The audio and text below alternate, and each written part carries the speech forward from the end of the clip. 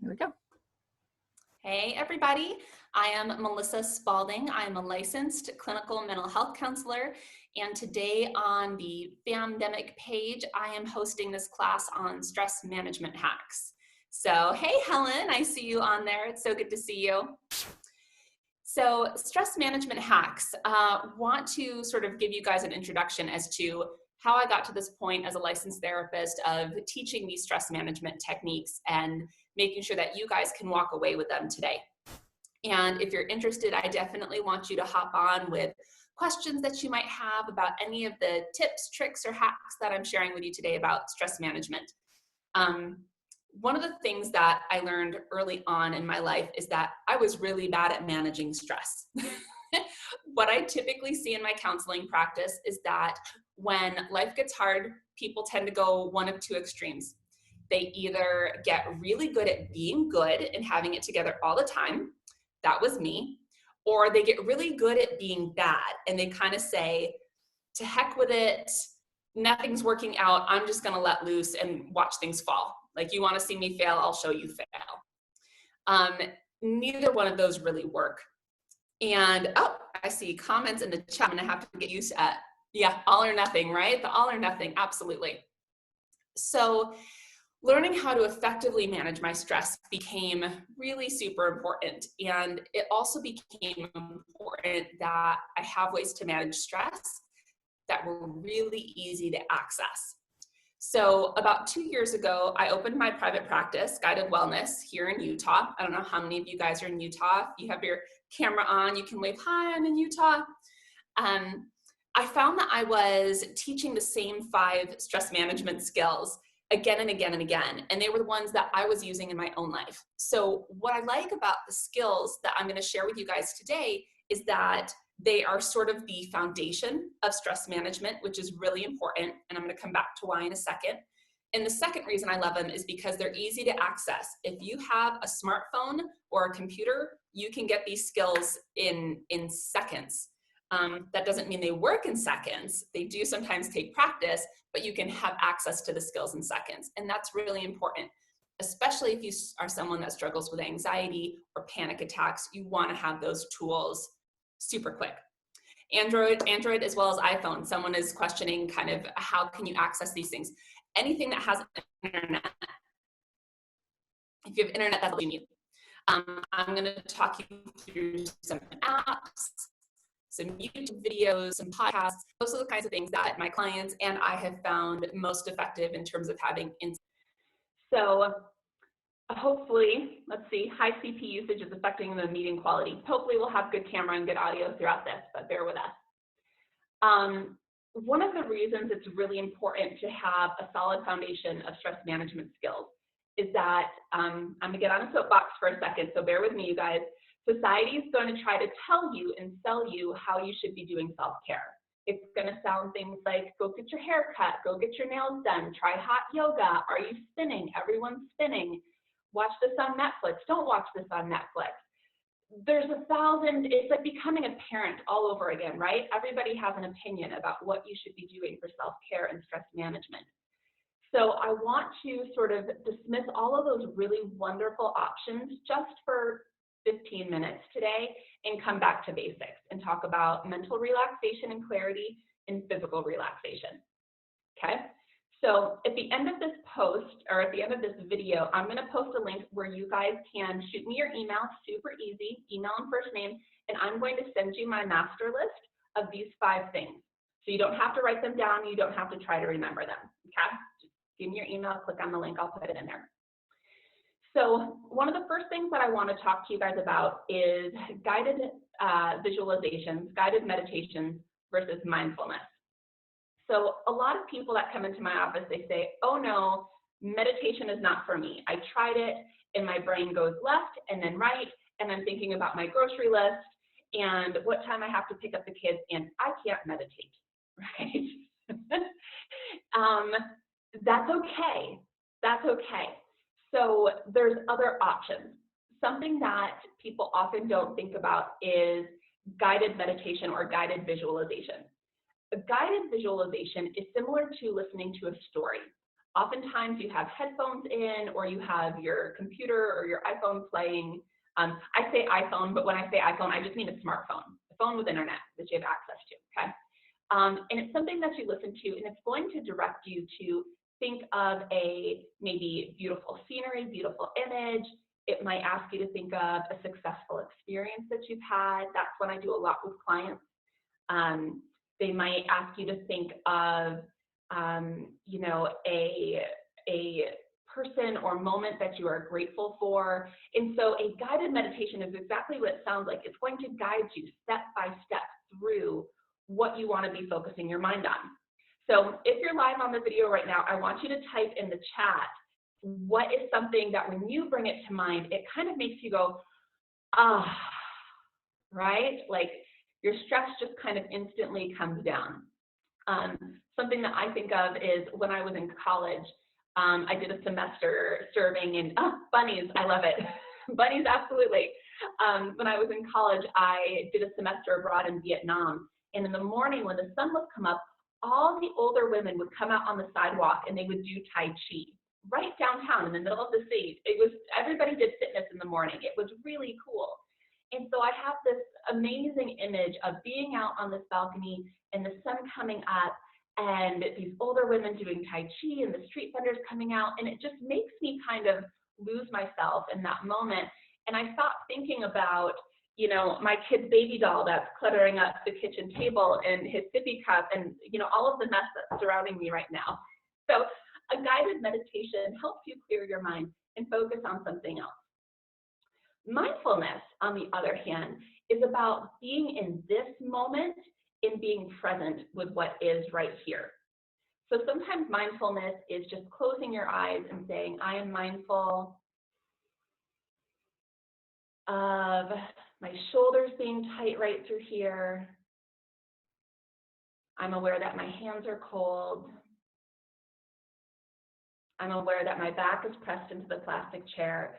And so it's just a mindfulness of where you are in that moment. You can also do mindful walking in your neighborhood. Don't take your headphones with you, right? Just notice the sounds that are around you. My 3-year-old Forrest is brilliant at mindfulness. He notices things that nobody else sees, right? We'll be outside and he'll go, look, a plane. And I'll have to squint real hard, and sure enough, there will be a plane in the sky smaller than a raisin. And he saw it, right? He's so aware of everything in his space. And that's what mindfulness is about, is really connecting to where you are in that moment. I like to pick on the ladies a little bit here with mindfulness, because most of us have products in our home that are scented, right? We buy like really good smelling shampoo and conditioner and lotion. And when's the last time you were in the shower and you just went and just took a moment to smell your shampoo? It smells good, right? And so we can slow down enough to be mindful of what is, to be mindful of, are you hungry? Are you thirsty? How does your head feel? How's your heart feel? Do you want to go outside? Do you need air? So there are some really great hacks that I want to offer you guys around guided meditation and mindfulness. But let me look at the comments real quick. Nancy said sunsets, nature, being at the beach, absolutely. Kirtley said for Kirtley, standing on her old farm hilltop with the sun rising and the draft horses standing nearby. I'm just imagining how that smells, because farms and horses and being outside and sunrises and sunsets, they have a smell to them, right? And our sense of smell is directly linked to some really acute emotional centers in our brain. So when you're focusing on mindfulness, here's a tip. Think of how things smell, and your body will respond. It'll really feel, you'll feel things start to click and move for you. So in my master list that I'm going to send you guys when you enter in your emails, I have a resource for you guys called Meditation Minis. It is a podcast by a woman named Shell Hamilton. She's brilliant. She has a very easy to listen to voice. And on her podcast every week, if not multiple times a week, she offers different guided meditations. And she has them for pain management, stress release, tension release, optimism. I mean, you name it, she has a 10-minute, and that's what's great about it, is it's just 10 minutes guided meditation for you to do. I do them all throughout the week. I just love them. The other resource that I'm going to link you to in my master list is 2 apps. One of them is called Take a Break. Take a Break is an app created by a group called Meditation Oasis. And if you are a working person, Take a Break is really great. It's going to guide you through kind of putting away the day, visualizing, pushing your desk away from your body, and just noticing how your body feels. All right. There's 1 or 2 other ones, but I'm going to make you guys wait for the master list and stay present in this moment so you don't have to take too many notes. So as far as mental openness goes, that's what I often recommend, is that guided meditation, mindfulness, and then also having an app to help you sleep. And I'm going to put that in the master list for you as my top 5. One of the things I really like about this sleep app that I'm going to recommend to you guys is that it has a script that you listen to, and I'll walk you through how I use it personally. It has a script that you can listen to specifically for if you wake up in the middle of the night and you can't get back to sleep, right? When I was pregnant with both of my kiddos, I used that app all the time because I was waking up, 3, 4, 5 times a night to go to the bathroom or roll over, and I couldn't always get back to sleep. So this app specifically has a script for those middle of the night wakings, because nothing is more frustrating, am I right, than waking up at like 2 a.m. and you can't do it. And then you can't sleep because you're frustrated that you're not sleeping, and it builds. You guys know what I'm talking about. Yes, Kirtley says these principles helped me stop mindless eating when you learn to be in the moment and eating less sugar. And Nancy says yes, right there, especially with the sleep. So let's talk about physical relaxation. There's 2 methods of physical relaxation that I think are really great building blocks for stress management. One of them is called progressive muscle relaxation, and the other is called autogenic relaxation. And in my master list that I'll email you guys once I've got your emails, I'm going to give you some specific YouTube videos that I really like. They're very easy to listen to, they're very easy to access, and they're very basic. And that's what we want when we're managing stress, is basic, no frills, right? So let's talk a little bit about the difference between a progressive muscle relaxation and autogenic relaxation, because they're both super yummy. Progressive muscle relaxation is kind of what it sounds like. It's relaxing your muscles one by one by one, a little deeper each time. And how you do that is actually by creating tension in your body and then releasing that tension. So I know that might sound crazy for a second, but think of it this way. When you watch an Olympic runner on the track, they don't just stand up tall and then lunge forward, right? What do? They put their foot back, they pull back on that calf, and then they propel themselves forward. It's like a swimmer on the swimming block, right? They don't stand up tall. Michael Phelps doesn't stand up tall and then fall face forward into the water, right? He grips the edge of that block, he pulls back, creates tension in his muscles, and then springs and launches forward. So that's what progressive muscle relaxation allows us to do, is it allows us to use tension to then more deeply release our muscles. So we're going to do just a little experiment with this, okay? So the way that this works is we're going to start with our shoulders, okay? In a moment, I'm going to ask you guys to lift your shoulders up to your ears and create some tension. Don't hurt yourself. It shouldn't feel bad, but you should feel some tension, okay? Don't go to your doctor and say, I hurt myself doing a progressive muscle relaxation. This therapist told me I should. All right, so I want you to lift your shoulders up to your ears and squeeze, squeeze, squeeze, and take a deep breath for 5, 4, 3, 2, 1, and relax. Okay, good. And now I want for you to make big muscle arms and squeeze your hands and your arms and take a deep breath and hold it. 5, 4, 3, 2, 1, relax. Does that feel good? Do you guys feel that? Okay. Now I want for you, I'm going to assume that some of you are sitting in a chair. I want for you to press your knees and your thighs together like you're pinching a penny between your knees. Okay, and take a deep breath and hold that. And relax. Shake your knees out, okay? And then the last one, I want you to do your feet. I want you to curl your toes under, flex your feet. Take a deep breath and hold it. And release. Shake your feet out, okay? How many of you guys feel a little loose or at least somewhere in your body right now? My arms still feel tingly. Yes, I see hands going up. Okay. So that's one of the ways that you can do progressive muscle relaxation is by actually creating some tension and then releasing it. One of the great things about having this tool on board is that you can do it in public and no one will know what you're doing.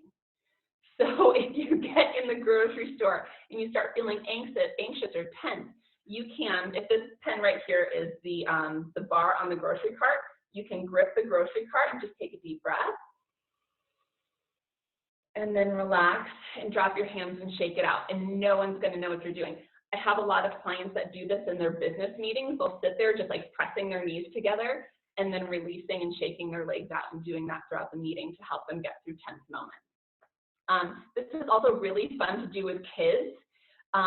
Kids are really great at like making the muscle arms, and people do it with their face where they'll tense their face like that, or we do what's called making a lion face. I'm not going to do this in the camera because I don't want to gross you guys out, but you go right and like make your face as big as you can. They do that in yoga class a lot.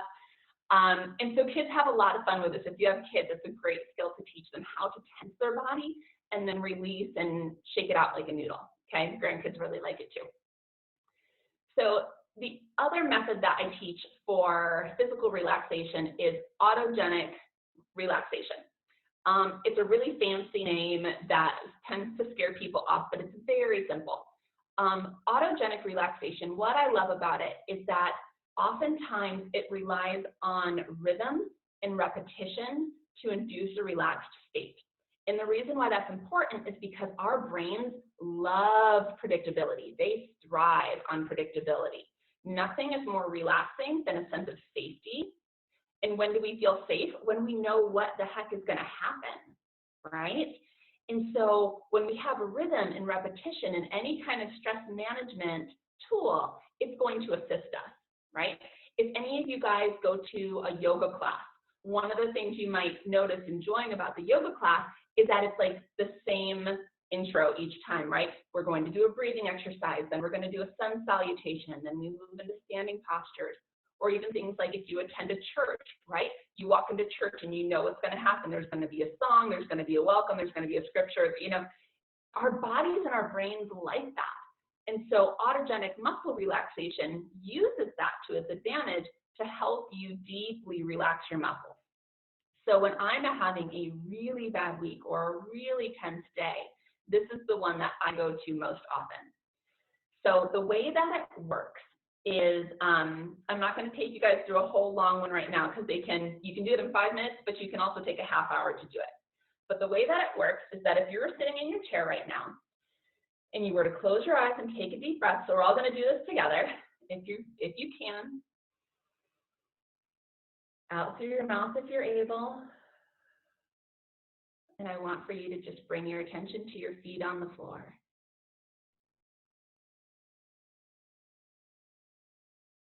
Right, be mindful of your feet for a second. I notice that my toes aren't touching, but the outer edges of my feet are.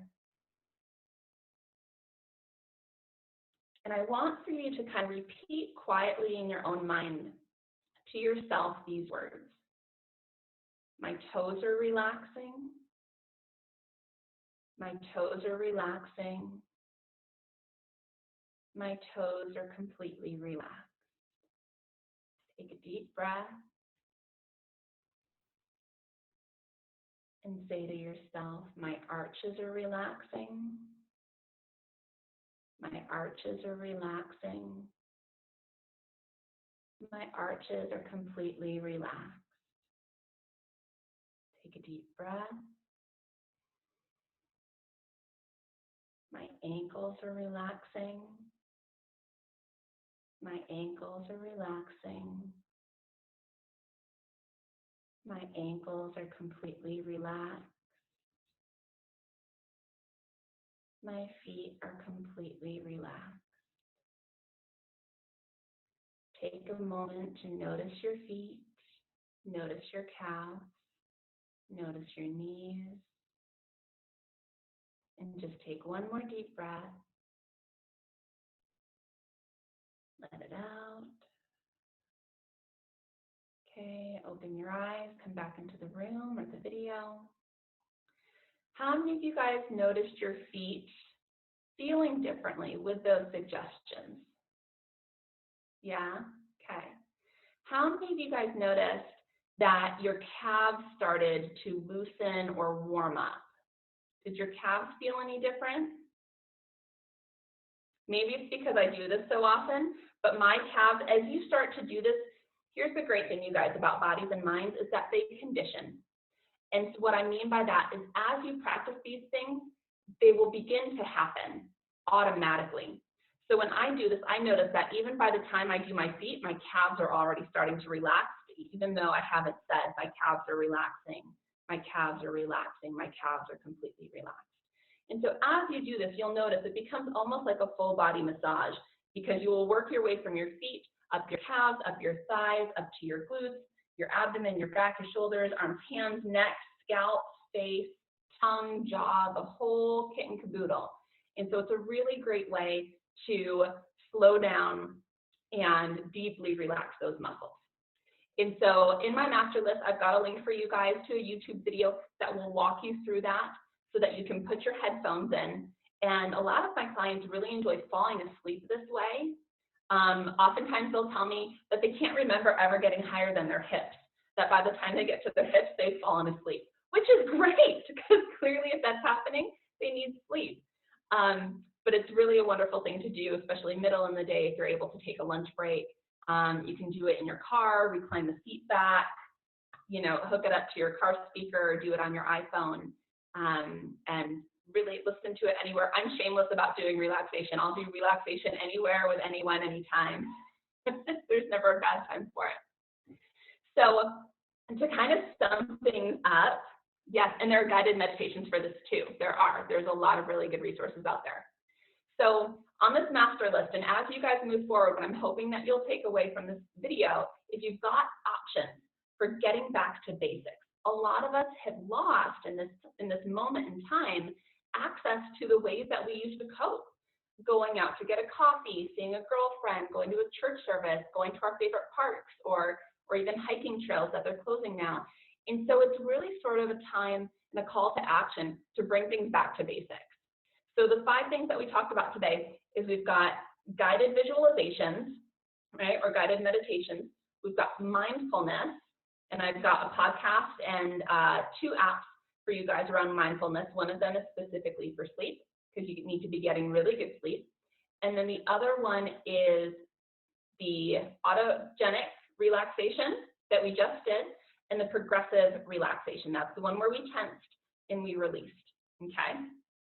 And so really, this video today is all about walking you guys through those so that after this video, you can go and do these things and have these resources. Save them to your iPhone or smartphone screen, save them in your favorites on your laptop so that you've got easy instant access, because if it's not easy, you're not gonna do it, right? That's me. That's why they're saved on my phone and easy to find places and tiles. So I wanna open it up to any questions or comments that you guys have about what we've talked about, or any other stress management or mental health questions, to be honest, because I'm a licensed therapist, so I'm happy to address anything that's going on for you guys during this time.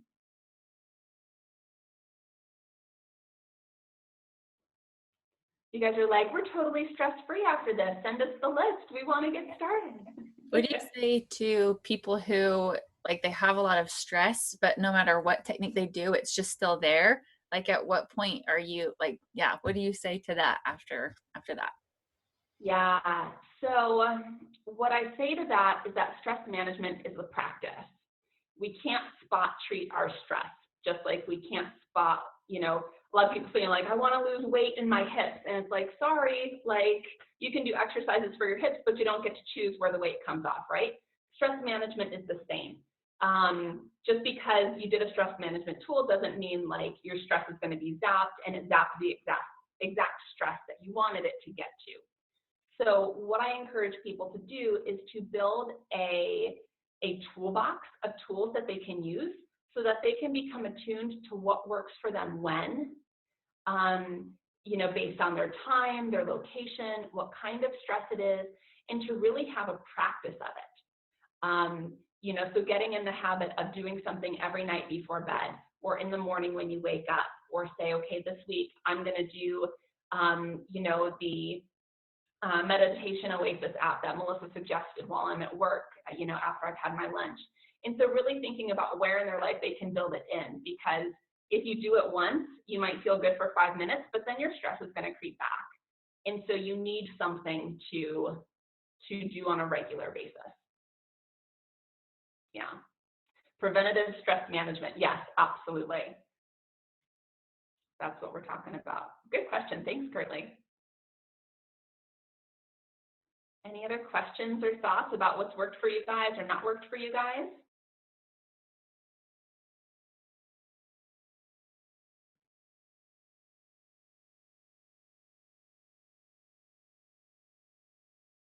All right. Well, I think that might wrap us up for today. So what I'm going to do as soon as we sign off is I'm going to put a link in the announcement that Curly posted to the Facebook page so that you guys can shoot me your email. That's the easiest way to do it. And then I'll get you the master list so that you've got the names and the locations of all the tools that we talked about today. And I hope that you will start practicing something. And I guess the last thing that I would offer you guys before we sign off is to try again. There is a stress management tool for you out there that you are going to love. And everybody finds and needs something different. You know, I had a client that I had sent her a link for a guided meditation that I loved, and I used it all the time.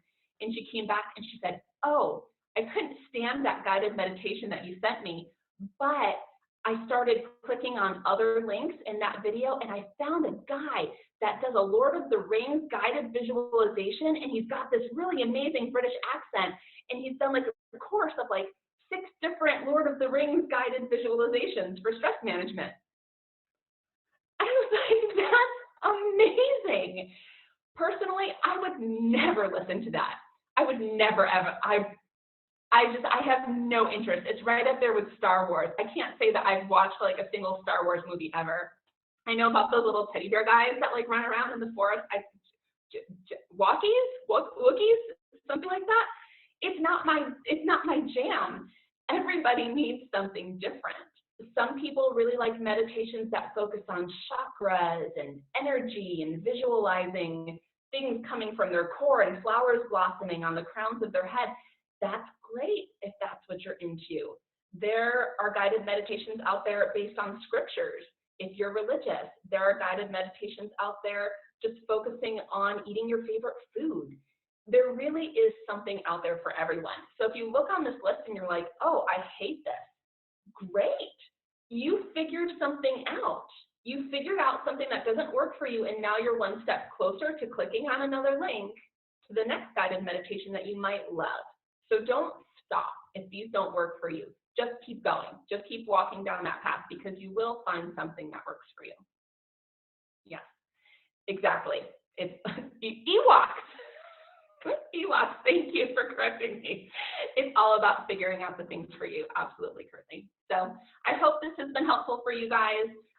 Go to the link to send me your emails. That'll be up there in just about 10 seconds. And I wish you all happiness and wellness and peace. Thank you so much for joining me. Bye, guys.